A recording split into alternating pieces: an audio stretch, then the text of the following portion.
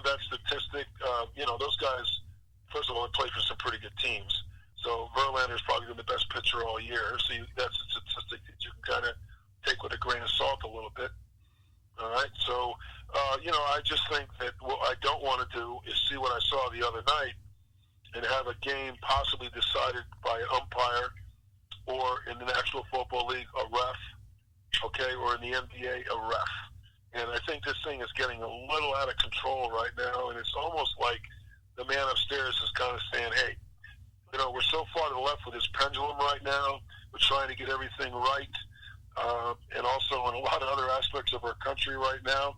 And remember I told you before, the social media accelerator, that we need to tone it down a little bit. And when Joe Torre, a guy that I respect, has to get out there with a rule book, nobody knew what was going on.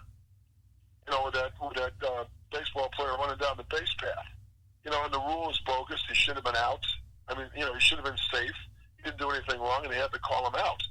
And it really started to affect the integrity of the game. That was kind of a wake-up call a little bit that we need to start, maybe looking at what we're doing with this technical stuff. The last thing that I want to do is see robots calling the plays, calling balls and strikes. I just think that, we need to have a little common sense.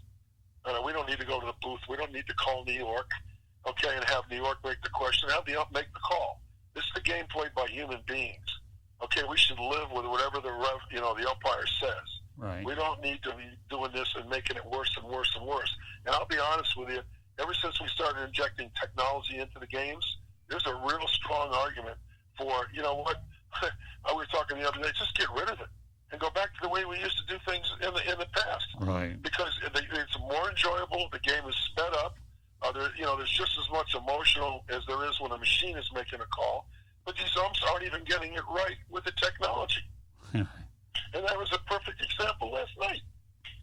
It's funny how you brought up It's funny how you brought up robots. I was thinking the same thing, and I'm glad you brought it up. Yeah, I don't know. I think that robots I think that's taking it too far. But gosh, the way things are headed, doesn't it almost seem like that it's inevitable if things keep going in that direction? As much as we hate to think that. Baseball, can I be honest with you? Most people are not watching baseball like they used to. Right. Okay? That's the first thing. Now, the games are too long and they're too drawn out. Now, people are watching the World Series, but I actually had someone talk to me the other day, and nobody's watching this World Series games, these games, compared to other World Series. But why? Because you have two, markets that, baseball, in Houston is big. But nationally, it's not a big deal. Right. I agree. All right? The second, it'd be different if maybe New York and Los Angeles were playing, okay? Oh, yeah. Secondly, this is the one sport that you can get away with. There's humans involved. There's not machines. There's not a computer. There's not this. So people like to sit and watch a game and escape from all that. This business about trying to get everything right has been over anal and for several years now. In addition to the commercials on every freaking, in football on every 30 seconds. It's the same commercials over and over. And you can just see that these are large, we'll call them multinational because they actually play overseas. Right. Corporations that are draining every dollar out of the American public they can get. Thursdays, football games on Thursdays, okay, baseball games where they're talking about using umpires. And I think we just need to pull that pendulum back to the middle a little bit because I like to see a baseball game decided by human judgment rather than machine judgment. And I don't think there's really been any development in the game since we started using all these instant replays and all this stuff. All it's done is make things worse, all right, make it time-consuming where people are losing interest. And then you have them missing calls even when they have it. Right. So I think we may go full circle in this and turn around and go, we need to back off a little bit and just go back to a little bit more like the way we used to. And I don't know if they have the guts to do it. No, they don't have the guts. Because of the money involved in it. Oh, yeah. No, they don't have the guts. And this is when money comes in, it turns into entertainment and everything else and just basically kind of ruins the product.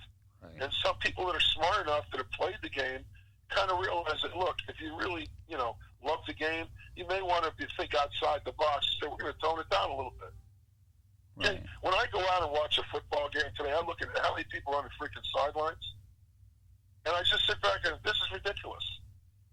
We don't need all this. It's the expansion of the marketplace, but at the same time, it's just, it's mindless. Right. Well, I mean, you talk about expansion. I'm going to go a couple of different points. Number one, about potential rule changes.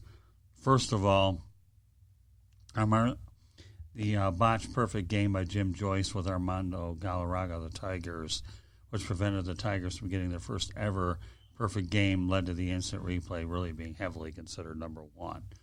Number two, Rob Manfred is trying to do things to speed the game up.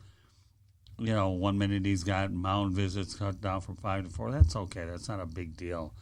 And one change I actually don't mind happening is a relief pitcher having to pitch the 3 batters. I can actually live with that one too, only because you're talking about pitchers that many years ago used to pitch 2 and 3 innings. But at what point down the road, and I'm talking baseball now, Bill, that you make it, like you say, so unwatchable where, you end up putting a man on second base. You can't tinker with a game which is so natural and pure like baseball. You can't do it. No argument here. Yeah. I just think that they're, starting to go down the path of the National Football League. And you sit back and go, all right, look, the guy's running down the base path. He's obviously been interfered with the guy catching the ball. It's not his fault. It was a bad throw. All right, so guess what? It's an error, and the guy in the base.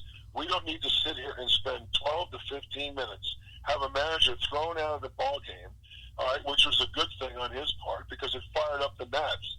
That's why I think that they're going to use this energy a little bit to possibly pull this game out because they've been fighting like dogs, and they keep coming from behind.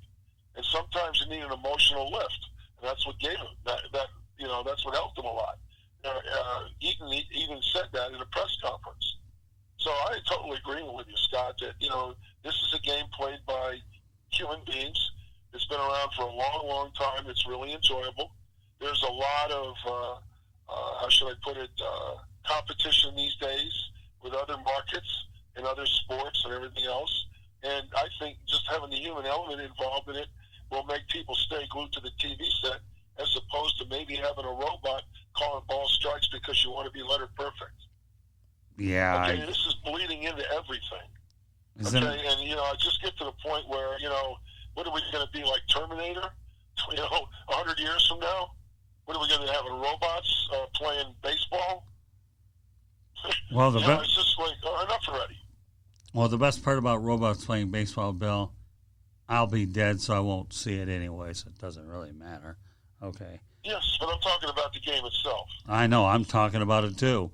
I mean, robots, blah, blah, blah. I get you. I'm all the way. I agree with you. I won't live to see the day that any of that happens. Now, I know that you alluded to something earlier when we spoke about cancer awareness, and, boy, there was an interesting way that 2 women went ahead and expressed themselves. So I'll let you be the one that gets to talk about this one. I got to be honest with you. I don't like Twitter. All right? I just think it's senseless. I think that, when people are sending out tweets, it's too instantaneous as far as people's opinions. My girlfriend actually sent me a tweet. She said, "Did you see what happened during the game?" And I said, "No, not really." And I'll be honest with you, I was working and work on some. I hardly watched the game last night. I just got up last night and saw the highlights. And the first thing I saw was that guy running down first base. And I sat back and went, what's the problem here? I played some pro baseball. All right, I'm one of the senior professional baseball league. Okay, so I'm sitting, back in the day. So it was kind of funny. I got to play Major League Baseball for a couple of weeks, and we'll save that for another show. Before Bruce Bochy took my job, and he had just got retired from the Los Angeles Dodgers. Right. I was backing up Sal Butera. So right away, I learned that professional baseball is not anywhere near what it's like in professional football as far as the conditioning and all this stuff. Right. Although hitting a baseball is probably the hardest thing to do in the world. greatest conditioned athletes in the world. All right, but to sit back and watch, some of the stuff that goes on, it was kind of funny. But those guys get paid a lot of money, so it's a very mental game. Baseball is. All right, and so these guys that play this game were very, very smart. But don't be so smart that you screw up your product. Right. Well, you see, I didn't see this, but a couple of ladies made their feelings be known and used cancer awareness to express themselves. I'll let you be the one that lets the cat out of the bag on that. All right, so what my girlfriend does is she sends me a tweet. Okay, and she says, these two girls were flashing. Right. The picture the other night. Right. And I turned around and I said, what? Yeah, they were barred from the ballpark for life, right. Which I think, quite frankly, is a little too overreaction. Right. All right. And then when they asked the girls why they did it, okay, they were doing it for cancer awareness. And I'm going to make a point right now, okay, in all seriousness, okay? The young kids today, they don't know about the history of anything. Right. Okay, they're all about a brand and calling attention to themselves. Right. Okay, you know me, I was a high school coach for several years and won a state title out here. Okay, I was a head coach of the sophomore team. We were pretty good. And we had, one of the days, it was Cancer Awareness Week. Okay, and all of a sudden, I go into the locker room, and all my kids got purple laces on, purple towels, purple mouthpieces. And I turned around to them and I said, what is this? Coach, it's Cancer Awareness Week. Right. And what happens is, this is the type of stuff where, and it's the same thing in society. Hold on a minute. Okay? And my mom, I had one kid even turn around to me, my aunt has cancer. And I turned around and said, that's fine. Okay, but we don't need to come out like we're the Rockettes. Okay? You guys you can wear, wristbands, okay, or one thing, and that's it. We don't need to have this whole business about. So really, what kind of was a wake-up call for me, because I'm sitting back and going, these are kids that just want to be noticed. Right. And I understand when I was a child. I remember when Joe Willie Namath wore white shoes. I thought it was so cool that I bought white shoes, and I wanted to be different. So I understand that a little bit. But be honest. Don't hide behind a social issue. So I thought it was a little bad taste, okay, where these girls said they did it for cancer awareness, for breast cancer awareness. And this is what I'm talking about, that pendulum moving all the way to the left. Right. Hey, tone your act down a little bit. We know that this is more about you drawing attention to yourselves and trying to get your 15 seconds of fame. And I see this a lot now, okay, with people. And people that are around for long enough, we just kind of bite our tongues because the kids, we make allowances for it.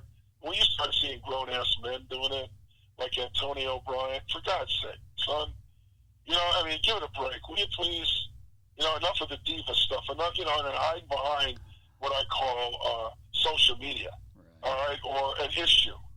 Okay, we can get into Colin Kaepernick, you know how I feel about that, but we won't go there right now. Right.